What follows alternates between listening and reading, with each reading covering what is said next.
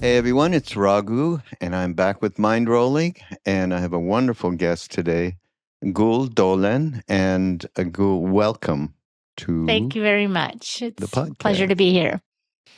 Now, Gül is currently or at the Berkeley, UC Berkeley, right? And That's right. you've got the Center for Science of Psychedelics there, and you think you're still associated with Johns Hopkins as well. That's right. So Gül has been doing extraordinary work around psychedelics and the brain. And for me, you're going to have to keep it really on the level where I can absorb. I did read up a little bit, and I'm going, whoa, okay. Now, some of it's really amazing in terms of, like, I do talk to people, for instance, around neuroscientists and around neuroscience and the plasticity of the brain and what, it's exciting because, especially as people get older and they feel more fixed in it all. So, why don't we start? We were just before we got on, we started talking a little bit about the reality of working on a scientific basis around psychedelics because of the extraordinary quality of transcendence that they do present to people. And talk about that in terms of how you work around that in terms of scientific research. Yeah. So when I first started working in my own lab on psychedelics, there was a big push from a lot of people in the field that you really can't understand anything interesting about psychedelics by studying them in animals. And the going notion is that, they induce these massive, states that are, finding God, seeing your own death, these kinds of things. And what does, a mouse seeing God look like anyway, right? And so the idea was like there may be things that are similar between a human and a mouse, but all the really interesting things are human specific. And, this is I'm both an MD and a PhD. I'm familiar with this argument, particularly coming from my MD colleagues. And I've always pushed back against it because, first of all, humans are terrible at self-report. So, there's a famous study of inhalers for asthma. And in that study, the company that was trying to run those clinical trials, they were like, oh, well, I can breathe, I cannot breathe is a pretty objective measure. Probably we're good with patient self-report. But just for good measure, they threw in lung volume measurements.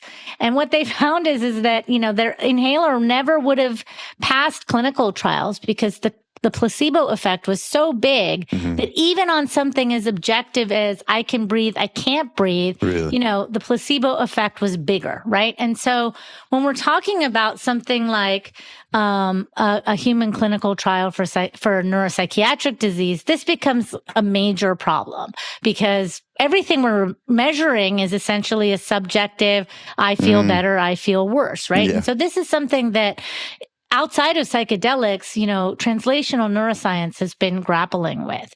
And so from my perspective, what I wanted to set out to do was discover something that we can measure in an animal that is sort of translatable to humans, but is objective and not based on first person self-report, right? Which is impossible in mice anyway. And so I was starting to do those experiments, but at the same time, this is kind of what motivated our experiments with octopuses, right? Because at the time when I first started, there were all these studies around showing like, oh, we gave LSD to a human. We did fMRI imaging while they were on psychedelics. And, we pointed to this, default mode network or the amygdala or this part of cortex that lit up or, changed its functional connectivity after psychedelics. That's the mechanism. And I really hated that idea because, pointing to a brain scan for mechanism doesn't satisfy my understanding of mechanism. But moreover, there are animals like octopuses that don't have any of those brain regions. And so when we gave an octopus MDMA and they responded, just that concept. If we just stop there, everyone's seen My Friend, the octopus. Yeah. Well, everybody's seen that. Actually, I hate that movie, actually. I'm happy to tell you why. Oh, God. Okay, we're going to have to get into that. Oh, here you go. Yeah. If you want to see a bunch of cephalopod biologists blood broil, tell them how much you love that movie. Oh, really? Okay. All right. But before we even go there, I got to get a sense of how you came into this life and moving towards this particular incredible scientific absorption and research and so on. I mean, I'm talking when you were a kid.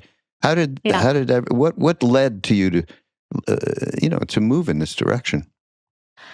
I think the first time I really thought about being a scientist, I mean, both my parents were doctors, but the first time I really thought about being a scientist was I was visiting my grandparents in Turkey, and we went to the beach, and I had grown up in Texas. And so I'd only ever been swimming in like the neighborhood pool. And so when we showed up at this beach town in Turkey and there were all of these sea urchins at the bottom of the ocean, I just wouldn't get in. I was like, they're scary, they're black and spiny, and it looks like that would hurt. And I just refused to get in. But my grandmother, who was a zoologist, she was so kind as to, show me pick one of those sea urchins up, show me its stomach, show me its spines. And I just remember being so enthralled by the idea that something just 5 minutes ago was terrifying to me is now this crazy being that eats with the stomach that's, and teeth that are on its underside. I just couldn't believe it. And I really mesmerized by sort of the cool weirdness of the universe. And I just was hooked, I think, right then and there to continue to ask curiosity-based questions. Wow. The cool weirdness of the universe. This is a title for a podcast. Oh, boy. All right. So back to so I know that you were doing a lot of research with mice, and that's why, the little quip around, what is it? Mice seeing God, that'd be an interesting thing too. But then you went into the octopus. So I don't know if you know who this is. There's a great Zen teacher named Roshi Joan Halifax. She lives in New Mexico. She's an amazing being. She was actually married to Stan Grof, if you know who Stan is. And so she's well informed in this area and so on. So anyhow, she was close to Ram Dass. And we have these retreats every year, and Ram Dass used to come, and we still do them in Maui. And she was there. She went into a thing. I think she was connected somehow to some scientists at John Hopkins. And she said, so they've done experiments now, and octopus, it has so many reactive features that are so human, you cannot eat them. Do not eat octopus anymore. And she went on, and I'm a real animal person. I love animals, and harming them is really a tough thing for anybody. But so anyhow, that started it, and then fast forward to the octopus movie. And okay. You're going to tell me, I mean, I love the octopuses in the movie. My God. Tell me what's wrong with that picture. So the problem is that it misrepresents what octopuses are actually like. So I always say that most species of octopus are viciously asocial. I mean, so much so that there are some species that we've never even seen the male because the female eats them, upon reproducing. And so, they're, I call them the psychopaths of the ocean, right? They did not evolve to comfort some middle-aged man going through a divorce, as is the case in, my octopus teacher. They're very asocial. And so it's a little bit of a mystery why it is that, they should have this much asociality when other species of cephalopod are social, right? So it suggests that there's some adaptive function, there's some selection pressure that pushes them towards asociality, even though other cephalopods are social. And so we're sort of interested in figuring that out, because why be social? I mean, our best answer right now is protection from predation. And then it's also, pair bonding is a reproductive strategy that's very social. But why that becomes less important for an octopus, we don't know. And then, how do you even, a dose, how do you figure that out?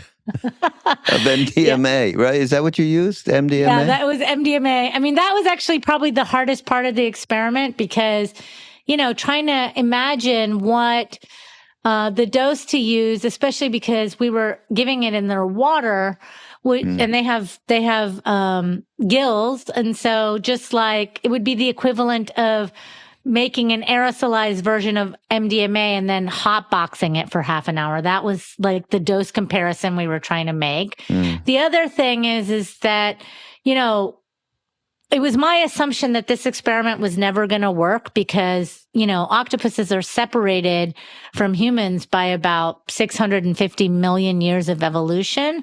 And I thought there's no way that their receptors are going to look enough like, mammalian receptors that there's going to be any response. So let's just give them a massive dose and maybe we'll get some amphetamine kind of response. And then we can at least say they had a response, even if it wasn't, I thought for sure it wouldn't be social. And so we started at a very, very high dose. And when we started at that dose, they had, very similar to the way that humans respond to amphetamine, a sort of hypervigilant, anxious response. And so we just step down, 100-fold dilutions each way, or maybe it was 10-fold dilutions until we got down to what was close, approximately the same as a human dose. And then when we did that, they went from being in this like hyper-vigilant, checking out their environment pose to what we called the ballerina pose, because they just floated in the air and the water and had all their arms, stretched out and seemed to be just enjoying the way the water was passing over their arms. One of them spent several minutes playing with the little air stone in the tank that we used to aerate the water.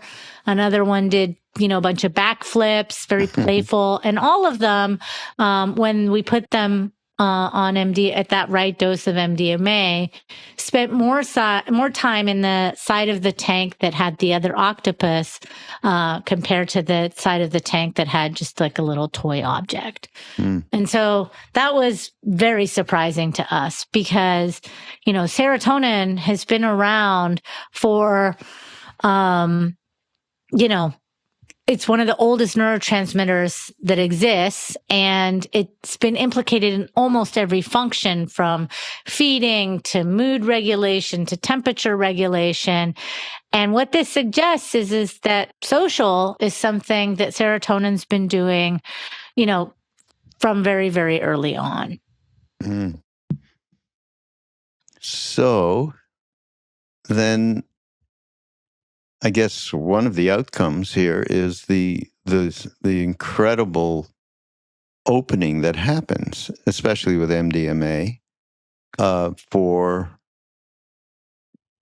empathetic response to those around you and so on and so forth.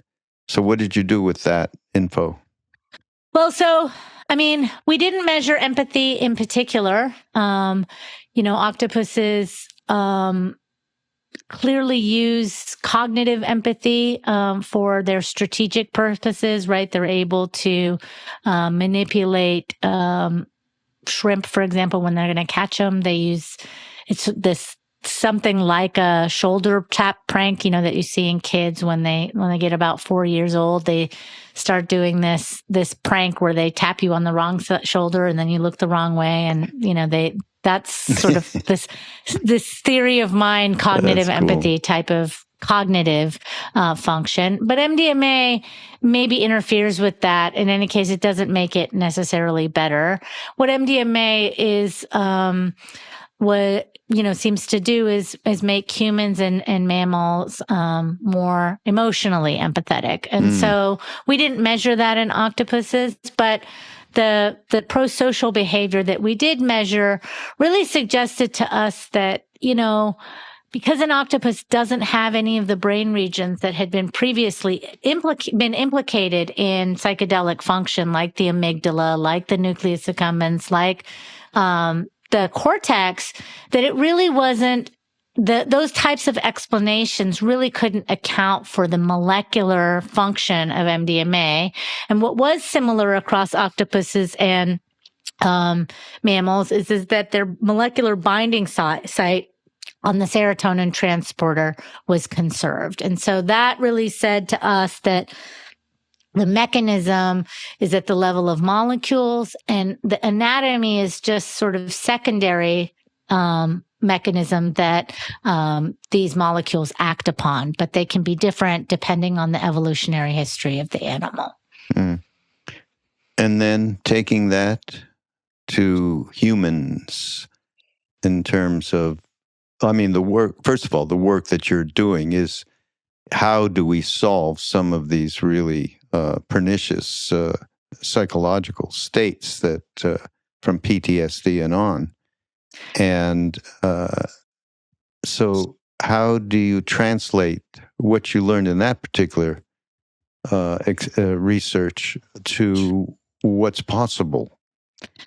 Yeah, so we didn't actually, with the octopus experiment, what we were looking at was the acute effects of the drug. But in a separate set of studies, really that started much earlier than the octopus study. The octopus study was kind of just a little bit of a side project at the beginning. But what we were really working on was in mice, we were looking at something called critical periods. And so critical periods, for those of your audience that don't know, neuroscientists have been obsessed with the idea of critical periods for almost 100 years. They are these windows of time when the brain is especially able to learn from its environment and is sensitive to its environment. And it was the first use of the term critical period was actually Konrad Lorenz, who was using it to describe imprinting behavior in gray lag geese.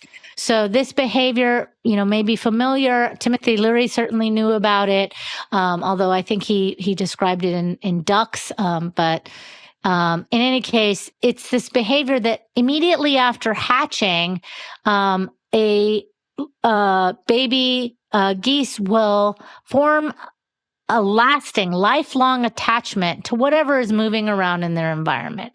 So normally this would be their mother, but if their mother isn't around, it could be another, allo parent, or it could be a scientist, or it could be, a model airplane. In any case, they will form that attachment and follow the scientist or the mom or the model airplane around as if they were attached to them like their mother. But that learning window, that ability to be sensitive to that, whatever's in their immediate environment, that closes. And so 48 hours later after hatching, you can expose them to whatever's moving around and they won't form that attachment. So that very short window of time, Konrad Lorenz called it the critical period. And the reason that this has been so fascinating for neuroscientists is that since that time, since, Konrad Lorenz's first descriptions, we've discovered dozens of other critical periods. So critical periods for, vision, organizing your visual system, critical periods for language, critical periods for motor learning. I've always joked around that if I ever write a spy novel, the killer's going to get caught because he forgot to disguise the way that he moves, right? And because we each have like a way that we move that's a part of our personality. Our personality is probably also governed by a critical period. And what neuroscientists have understood for a long time is that the reason that we do such a terrible job curing diseases of the brain, from neuropsychiatric disorders to neurological disorders, is because by the time we get around to intervening, the relevant critical period is closed, right? And so the classic example of this is if you're born with cataracts in both eyes and you don't have them removed before the age of 5, then even if you have them removed later on and the visual information is able to come into the brain, you will be blind forever because the brain is not able to reorganize itself to receive that information coming in through the eyes. And so this critical period idea is, because of this, such an important area of study in neuroscience. So just to give you some context, 7,000 papers, 3 Nobel Prizes have been given all around critical periods. And when I was a graduate student at MIT, there was another lab at Harvard that was sort of making the claim that someday we would discover master keys for unlocking critical periods. And I just was like, no way, that will never happen, because anything that could do that to the brain would either cause massive amnesia or seizures or cause the brain's structural integrity to fall apart based on what we know about the mechanisms that govern critical periods.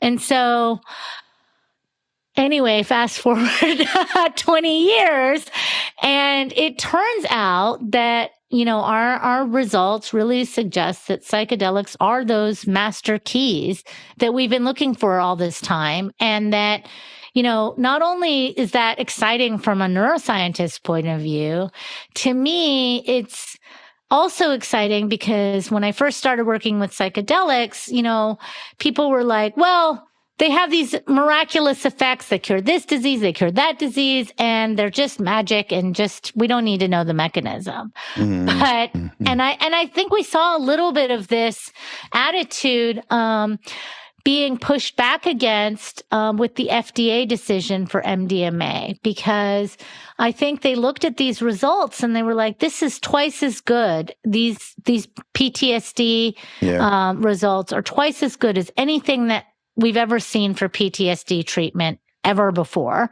Either you guys messed it up or you cheated in some way. This can't be true. Oh, I didn't know that was part. I thought it was that other that bullshit. was the ethos of the advisory committee. They were looking for some, you've misinterpreted the data, you've misunderstood. It can't be that good unless you cheated or unless you got it wrong in some way. But as a neuroscientist, if indeed psychedelics are reopening critical periods, this is exactly the kind of big result that you would expect, especially if you pair psychedelics with therapy. Right. We're going to just pause here to say I met Gül through MAPS. Everybody out there, MAPS is... you're going to help me on this, I think. Multidisciplinary Association of Psychedelic. That's good. I got 3. Science. Science. Okay. Thank you. I knew you did. Anyhow. I actually always screw that up. I'm not sure if it's science or studies. I think it's studies. Studies. Okay. Yeah. But the reality is that is how we met, and that's how we're doing this podcast. And they are putting on a convention, as they do every couple of years, or they have been doing. And it is in Denver. It is June 16th through 20. And Gül will be there. You will be able to look up through the schedule and catch her, as well as what we're going to be doing, actually with Tony Bosis and Spring Washam and maybe others, representing Ramdas's perspective around really around spirituality and science and psychedelic insight. And what do you do when you've had that ineffable experience? do you keep taking it to keep having an experience, or is the integration? What is the integration process for you? What is the outcomes potentially from this in terms of humans in general? So we're going to be doing that as well, and you can go to the show notes for Be Here Now Network /Mindrolling, and first of all, we'll link you up with Gül and her work, and at the same time, they are providing a little discount code so you can get in there and save some money. So just had to put that little commercial in there, and it'll be great meeting you, though. That's the biggest thing. So.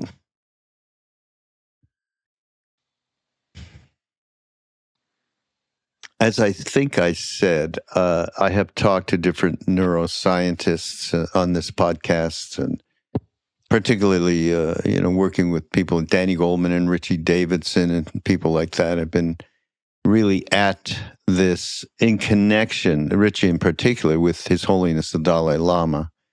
And they're doing a lot of work around this at Emory University. And so the big byword is plasticity, synaptic plasticity. And what you're speaking to, the critical period, which doesn't stick around very long, 48 hours for that, for the geese or the duck, whatever. Maybe speak to that. I mean, it's very encouraging. The reality that it can happen. Yeah. These habitual patterns and the crazy ass beliefs we are so stuck in around the story we tell ourselves, the thoughts we believe, all of that is potentially correctable or transformational. Yeah. Is a better word.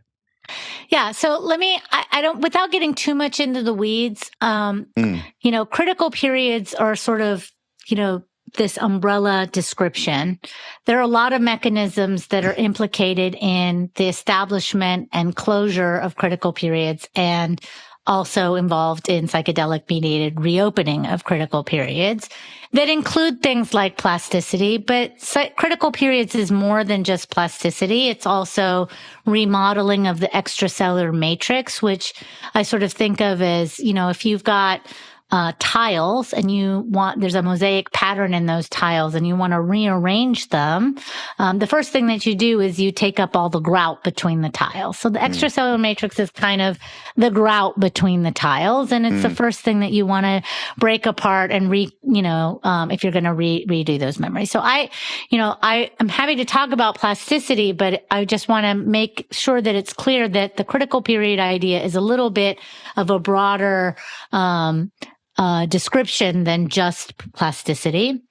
The other thing I want to say about plasticity is that, we have this idea, actually, William James talks about this, where, we think about plasticity as being, this great thing, and we wish we had more of it, especially as we get older and we feel stuck in our rut of habits. But we also know that too much plasticity isn't a good thing either, right? So we have some sense that failure to close critical periods or too much plasticity might be, one of the ways that autism happens.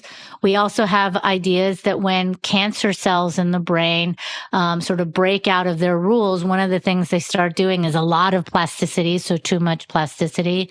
And probably the most important for this discussion is that, too much plasticity is how drugs of abuse like cocaine and heroin and fentanyl, they induce massive amounts of plasticity, something I call hyperplasticity. Psychedelics don't seem to do that. Psychedelics are not inducing massive amounts of plasticity. Instead, what they're doing is what I call it's not my term. It's a term that's been around in neuroscience for a really long time, called metaplasticity. And actually, I was not the first to discover that psychedelics induce metaplasticity. That was actually Lisa Monteja and Ege Kavalala, who showed, they're at Vanderbilt, they showed that ketamine is also inducing this metaplasticity. So this metaplasticity in psychedelics is different than, say, what cocaine is doing. And the way that I like to explain that is it's sort of the difference between taking a pill and tomorrow you speak Japanese, or taking a pill and tomorrow you're able to speak any one of 7,000 possible languages, whatever you happen to be exposed to after you've taken this pill. And so cocaine is more like you take the pill and tomorrow all you know is cocaine is awesome. I love cocaine. I want to take it here, there, everywhere, right? That's sort of, you've learned the language of cocaine. Whereas what psychedelics do is metaplasticity. They restore the ability to learn. And that ability to learn is context dependent. So psychonauts have been saying for years, set and setting. As a neuroscientist, I always talk about context. And for me, this is the thing that our explanation of how psychedelics are working, our explanation covers better than any other explanation out there, right? Because what we have shown is that if you give MDMA in a social context, then it reopens the social critical period. But if you give it in an isolation context, it does not open the social critical period. And what we are testing right now is the idea that context supervises which critical period gets reopened. So if we want to open a motor critical period, then rather than giving a social context, we just give them a motor context. And this is huge because such as like we're doing it in mice and humans simultaneously. So we're training them on this very difficult for mice arm reaching task where they have to reach through this little slot and get a food pellet and bring it back to their mouths without dropping it. And after a stroke, mice have a really hard time learning that. But we're testing the idea that if we give them psychedelics, we can reopen that motor learning critical period. And if we pair that psychedelic experience with motor learning of that arm reaching task, then we can restore their arm function. And in humans, we're doing it with, psilocybin plus physical therapy instead of psychotherapy or occupational therapy instead of psychotherapy because the therapy matters, but which therapy you give really depends on which disease you're trying to cure. But in relation to stroke in particular, obviously this is of interest because of Ram Dass and knowing what happened to him. He had a stroke. He was in a wheelchair for 22 years or so. And we definitely saw an evolvement through this process. In the beginning, he really, they really worked at it. He worked at it in terms of rehab and all of that. And it worked to some extent. Yeah. Because I believe he talk about plasticity. I think he had a very, very pliable brain. I mean, just the work and what he did over his lifetime really suggested that. And then at some point, physically, nothing changed. And of course, as he got older, then there was a deterioration of physically. But in his brain, in his molecules, in his heart, whatever, put it all together to make up, in consciousness, absolutely, there was a lot of transformation. I mean, we saw it. Yeah. So I would just say that typically after you have a stroke, there's about the motor critical period reopens, right? So that's just for everybody, whether you're an extraordinarily plastic person or not. Having the stroke itself reopens a critical period. And so that's why people right after the stroke have about 2 to 3 months where they're able to get some benefit from all of that occupational therapy. Then it closes. And then basically no extra amount of physical therapy really is going to change the outcome of the motor recovery after stroke. And so what we are doing in our clinical trial is looking at people who had a stroke over a year ago and then asking them, if we give them psychedelics, can we reopen that critical period and get them back to that ability to learn the way that they were when they were a child, or the way they were right after the stroke. Now, specifically about other ways to induce critical period reopening, I should also say that it's been known for decades that a reliable way to reopen critical periods is through deprivation, right? So these include things like blindfolding, etc. And we have shown that it's not published yet, that social deprivation can also reopen critical periods. And so what I think is that retreating by yourself, say? So this is where I was going, is that we know that religious practices, mystical practices, engage in these kinds of deprivation experiments all the time, right? So living in a cave for a month, going on a silent retreat, meditation practices, all of these practices are essentially deprivation practices that we think that mystical traditions have essentially been hacking to reopen critical periods. In fact, I think that, if you were looking, the Zen Buddhists, they talk about beginner's mind. I mean, if you were looking for a neurobiological term to describe beginner's mind, reopening critical periods would be it, right? And we also know from human studies of visual blindfolding experiments that 2 weeks of blindfolding in humans, and people report mystical experiences, hallucinations, a lot of phenomenological overlap with psychedelics, which we think is, more than just a coincidence, that the mechanistic overlap is there as well. So I think that what it feels like for a mouse to see God, for example, or that mystical experience is just what it feels like to reopen critical periods. Wow. That's amazing. And, you hear it also in the way that people describe their psychedelic experiences. Oh, it was like I was a child again. I was seeing the world, through a child's eye. Everything was beautiful in that way. Are you working with people, with humans, in terms of your research? Yeah, so the research that we're continuing at Johns Hopkins in collaboration with Steve Zeiler and Victor Urrutia, they're both neurologists, and we are collaborating with them to do this human stroke trial. Wow. Oh, that's really interesting. Yeah. That's it's so common these days. I mean, I just was at an event in Taos and a couple of friends, and mini stroke. And then which is really deceptive apparently, because in the long run, whether it's a mini stroke or a severe stroke, there's very similar outcomes is what they have found, what I read. Is that true? Yeah.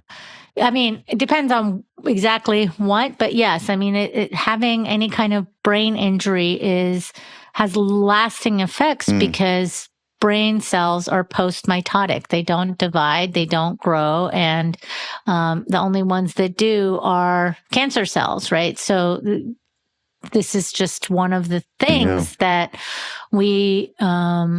one of the consequences of the way that our brain learns and adapts to its environment. So this is why it's such an unmet need. And frankly, stroke is where good ideas go to die. People have been trying to reopen critical periods and get better outcomes after stroke for a long time. And it's just been, one failure after another. So, we're excited. We're definitely optimistic, but, trying to be sober about the possibility that this is going to work.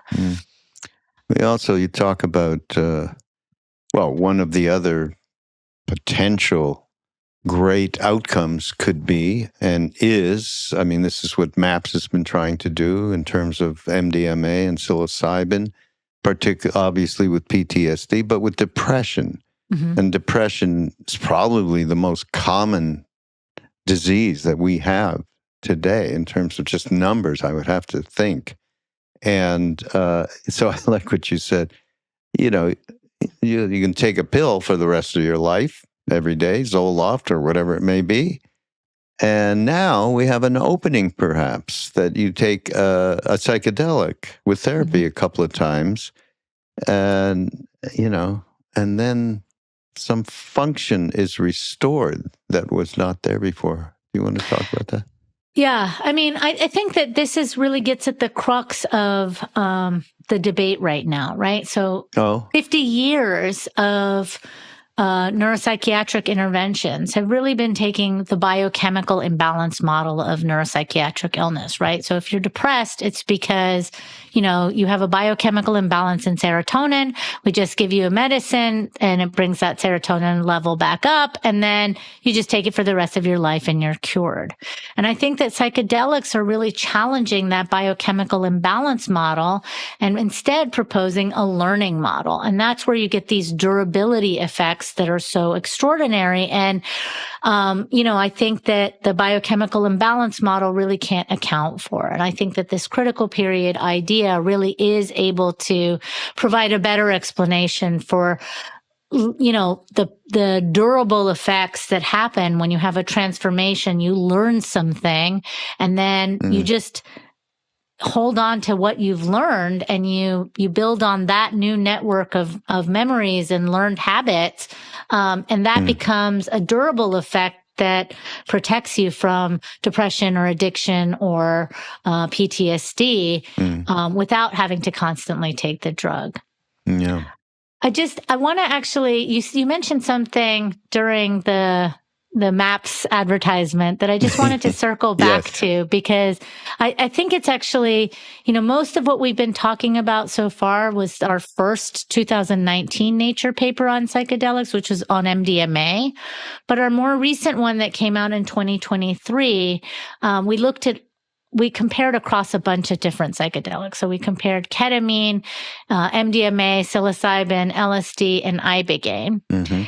And when we did that, we knew that there were similarities and differences across them. And one of the things that was really different across all of these psychedelics, we chose them to be this way, is how long the trip lasts, right? So for ketamine, the trip lasts about 30 minutes to 2 hours. MDMA and psilocybin, 3 to 6 hours.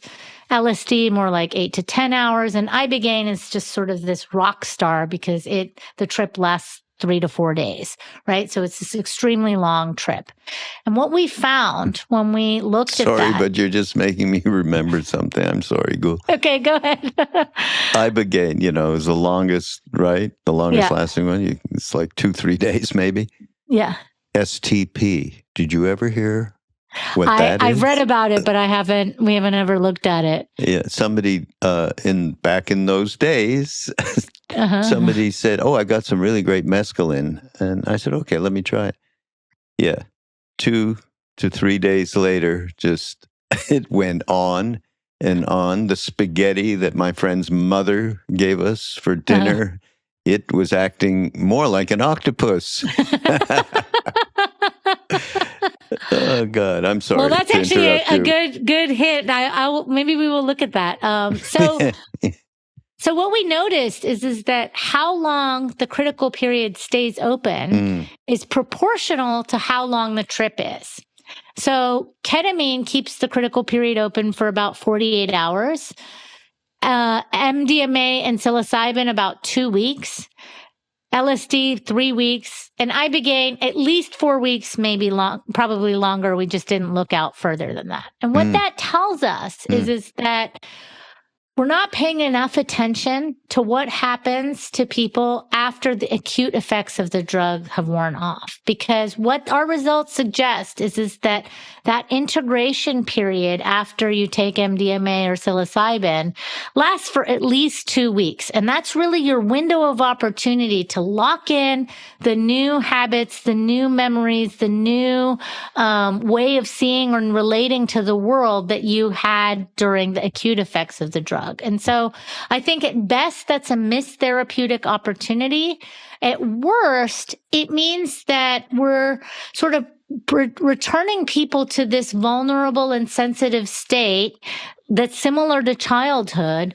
And then we're just kind of throwing them back into their lives, possibly to get re-traumatized, or if not re-traumatized, at least not giving them the space and the rest to really integrate and make those insights part of their locked in habits. And so in my ideal world, we would be giving these medicines to people and giving them at the same time some sort of sanctuary setup, or, maybe go to an artist retreat, something where they have several weeks after the medicine to really integrate and really transform those memories. Because especially for really, really persistent habits like drug addiction, right?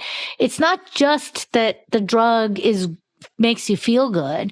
It's that every time you encounter any set of circumstances, a stressful day, a mean boss, an abusive partner, you reactivate, you know what will make me feel better is fentanyl right now, right? And so I think that part of that integration phase that happens with, say, ibogaine, a lot of the people who are, going down to Mexico and using ibogaine for their drug addictions and their PTSD, they say things like the work starts the day after the trip, because the work is building the network of memories and reconciling them with the set of beliefs that you had before the insight, right? And so you have to have lots of practice.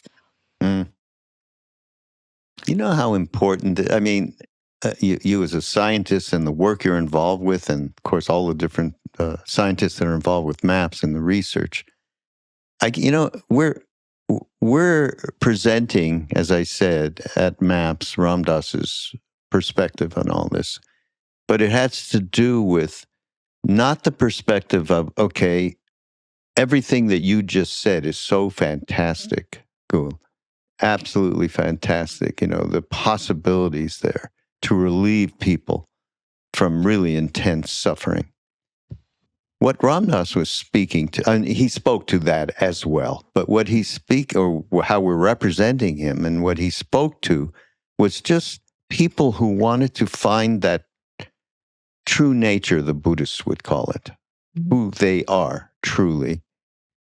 And people are doing it, and it's been happening since the 60s. That was the main ingredient in, we're free now. We can do what we want, and we're going to, take this drug and see where it takes us. I mean, Leary and Alpert were so nuts that they would go into a room for a week with a room full of psychedelics and just keep taking it to see what would happen.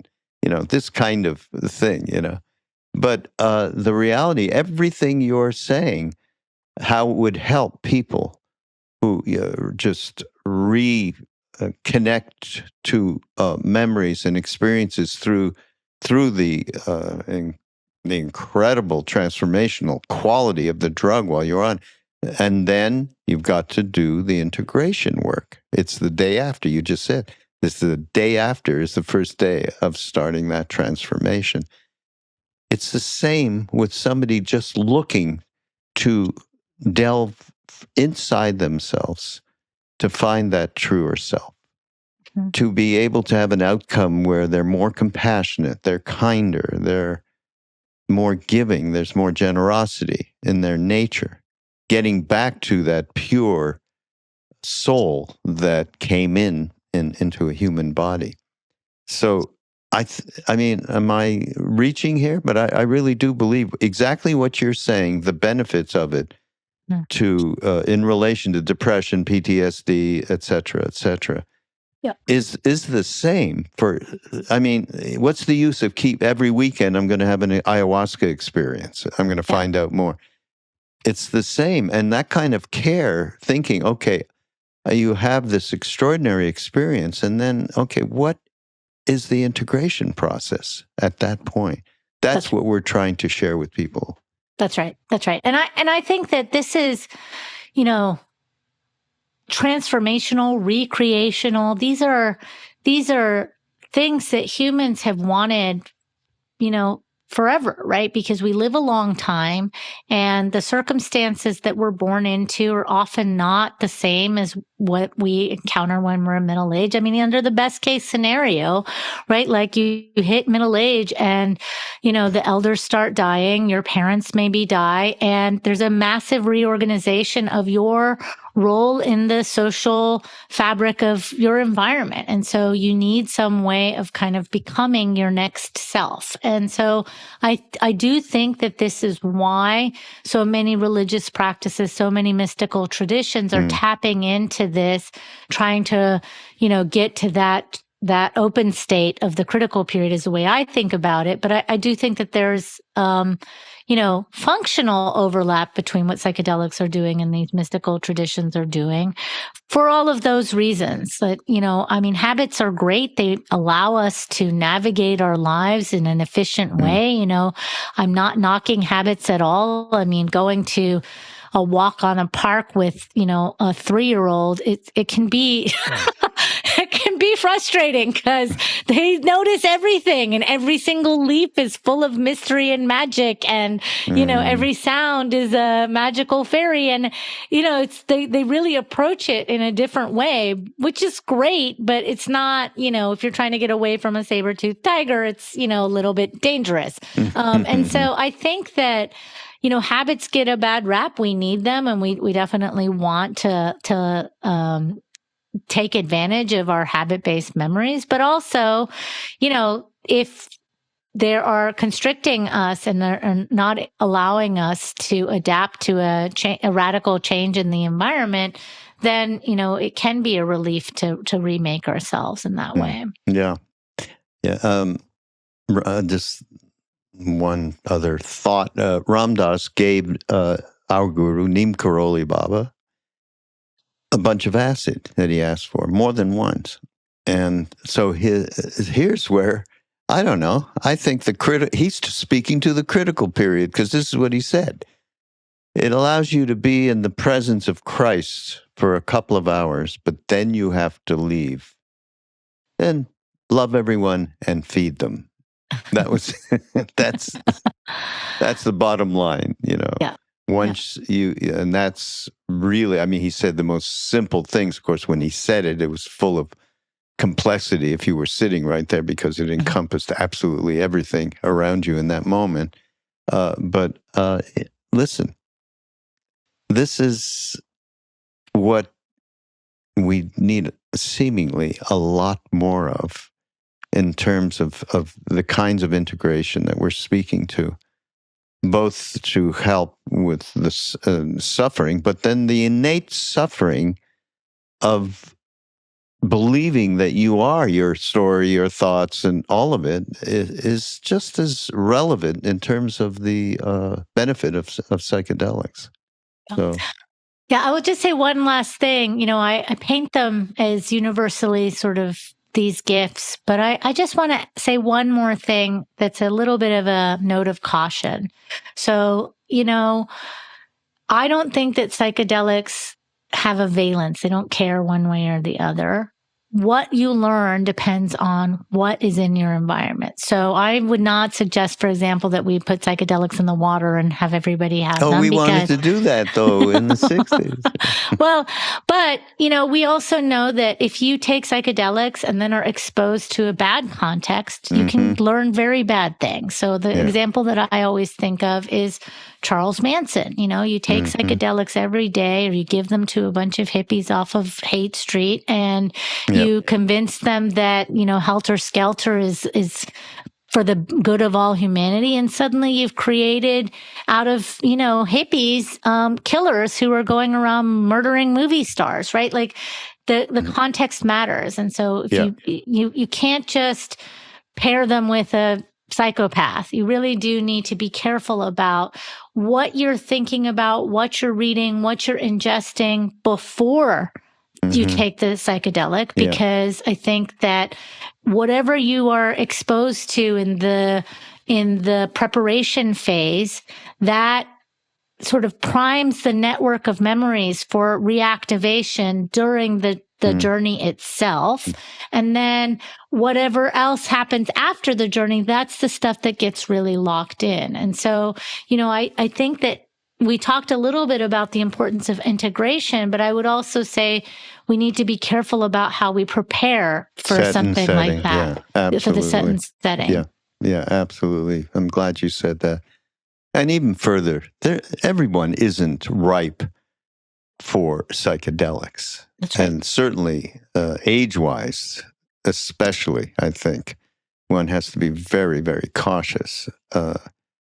This isn't a blanket thing. You don't get a blanket pass on anything. Right. Really. So. And my hunch is, we don't know this, but my hunch is that this is going to be more effective for conditions where insight is still possible, right? So I think that, for certain personality disorders, for example, who have no insight, I'm not sure how effective this is going to be. I don't think that it's going to be necessarily a good thing for example, in autism, if the disease is being caused by a failure to close critical periods properly, I'm not sure it's a good idea to give psychedelics and reopen them, right? And so, schizophrenia, there's some evidence that there's some genetic, overlap with autism. So, I think we want to proceed cautiously. I would also say that this isn't, this explanation, while powerful and able to kind of provide insight for, diseases like PTSD, addiction, depression, stroke, traumatic brain injury, any of these other learning type of diseases. I think that, for things like chronic headache, it might be a different mechanism, right? It might be a more direct mechanism, whereas chronic pain, probably there's a huge learned component there, so it would work. I think this critical period explanation works well for that, right? So I think we have to, and I don't think it's going to necessarily be that useful for Alzheimer's disease or Parkinson's disease. Parkinson's has some depression, so possibly some alleviation of the depression there. But in terms of the root cause neurodegeneration, I don't think that psychedelics are going to be useful in that context either. What a huge field of play, all of this. Thanks so much for being here, Gül. Thank you very much for having me. Meeting you. And again, MAPS is having a big gathering in Denver. Were you there in 23, by the way? I was in 23. It's massive, and I was there the year before the one they had before that. Oh yeah. It was, but I was over Zoom, and it was just this tiny little thing.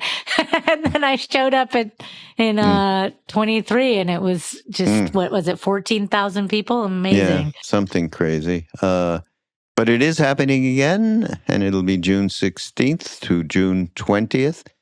And I'm sure maps.org probably, but if it's not, it's org, I think. Just go there and you'll check it out. And they're starting to put up all of the different sessions that are going to go on and so on. And my friend has put a huge dome up. And it's an amazing organization called Portal. And he put a huge dome up, and we have, we're taking part in that as well, where we'll be, showing some incredible 360 video thing. One of them is Ram Dass's first mushroom trip, which is really a fun thing. Anyhow, that's how. So there's lots of stuff going on around it, but just go to Be Here Now Network /Mindrolling, and you will learn more about or get connected to Gül. And have you written a book? You need to write a book. I need to write a book. I need a break. But give you more work.